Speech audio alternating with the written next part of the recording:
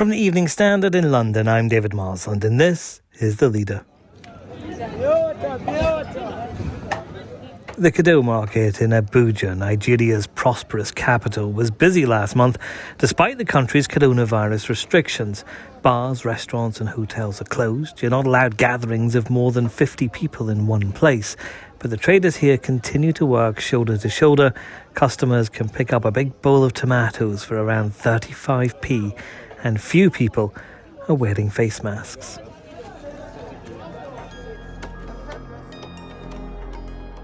Nigeria is Africa's biggest country. 210 million people live there.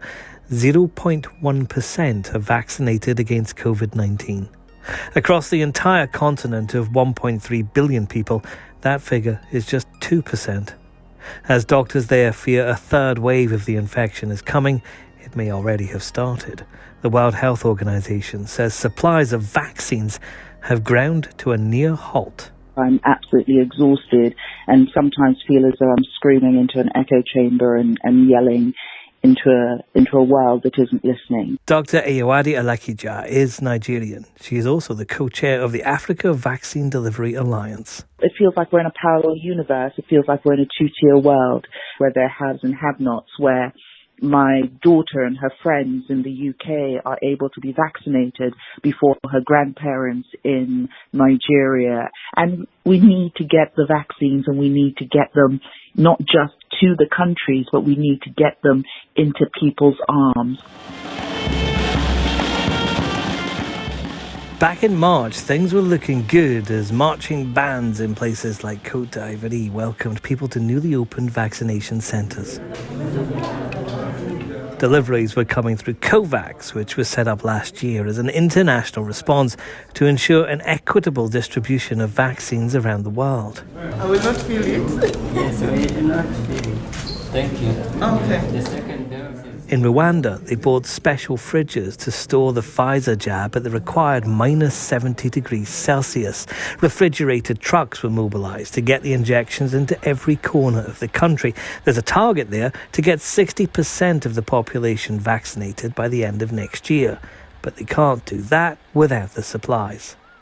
So just briefly, where we are today is that 75% of the world's COVID vaccines have been distributed in just 10 countries. Alex Harris is the head of global policy at the Wellcome Trust. Inequitable access to these tools is extending the pandemic and continuing to devastate lives and livelihoods. Sadly, it's expected that very soon the death toll for this year to date will overtake that of the entirety of last year, and I'm sure the true figure is likely to be much, much higher.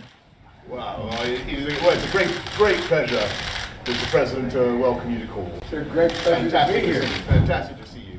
Naturally, a global pandemic is topping the agenda at the G7 summit in Cornwall, where Boris Johnson met President Joe Biden in person for the first time. I told the Prime Minister we have something in common. We both married way above our shoulders. I'm not going to dissent from that one, frankly. I'm not going to disagree with the President or indeed on anything else. The US had been criticised under Donald Trump for not releasing more vaccine doses to the rest of the world. Just 60 million were promised. Mr. Biden has vowed to change that, saying his administration will give around 500 million doses to 100 countries.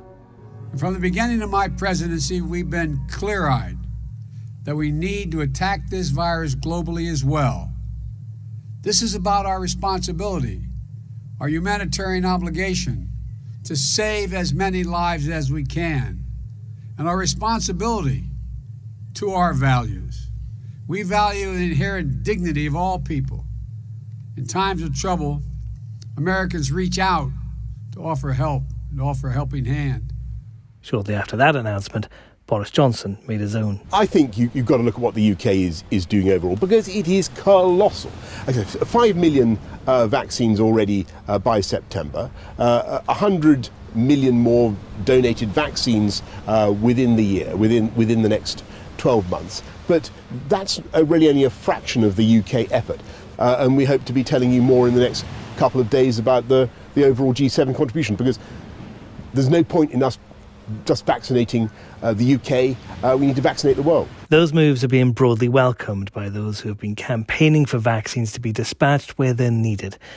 But there is another problem.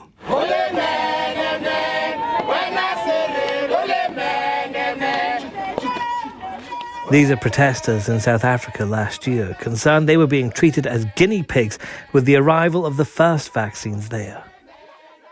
I think the role of misinformation, online or offline, as well as social media, has exacerbated the challenge, let's say. Heidi Larson is an American anthropologist and the founding director of the Vaccine Confidence Project. She says Africa has a particular issue with misinformation and it's caused trouble before. In Nigeria and then in Madagascar, there were rumors that the army was coming into the schools in Nigeria it was a monkeypox vaccine, and in Madagascar it was a plague vaccine, neither of which exist. And there were no army coming in to forcibly vaccinate their children, but a rumor went around. And in both cases, parents were pulling their kids out of the school. They had to stop the school, but it happened like wildfire. So I think that there's a different level of anxiety, undercurrent anxiety that is more fertile ground for the spread and reaction. The Vaccine Confidence Project is looking at ways to battle misinformation at a grassroots level. It's about working with and listening to people, particularly local leaders, to develop trust. Their work is among those being highlighted by the Evening Standard's Vaccine for the World project, which is being led by journalist and author Rosalind Russell.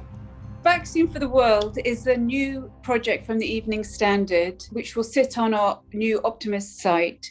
It is a year-long project where we want to show why it's important to have a global approach to the rollout of the COVID-19 vaccine, what Western countries can do, what the UK can do, and why it's essential that the vaccine is rolled out to everybody in the world, not just people in wealthy countries. We were pretty much where Africa is in January of this year.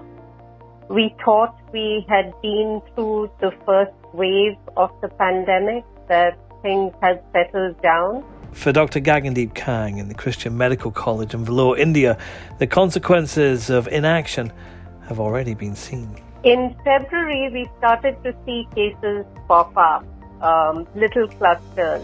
We were told that there were new variants emerging, but that they weren't significant problems. And then the cases just kept going and going and going. The variant first identified in India, so-called B1617.2, is still spreading. And the latest estimates are that more than half, and potentially as many as 3/4 of all new cases are now of this variant. That was the emergence of the Delta variant, which has broken out of India and is now the most prevalent in the United Kingdom. It's spreading in other areas. Africa and countries around the world face enormous logistical problems to get vaccines to their populations fast enough before mutations like that begin. But the vaccines do exist, and the spotlight is turning to those countries. The announcements by Joe Biden and Boris Johnson are evidence of that. What happens over the next year will be crucial to how we all recover from the COVID-19 pandemic.